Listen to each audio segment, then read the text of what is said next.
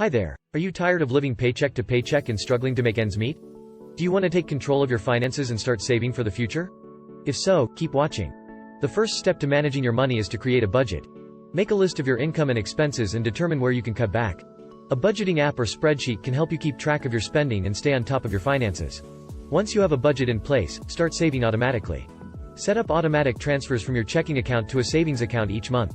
This will help you build up your savings without even thinking about it. And don't forget to plan for the future. Start saving for your future goals, such as retirement, a down payment on a house, or a child's education. Invest in your education and career to increase your earning potential and build long-term wealth. Remember, living below your means is key to achieving financial stability. Don't spend more money than you earn, and avoid lifestyle inflation. By taking control of your finances and creating a budget, you can start saving for the future and achieve financial freedom.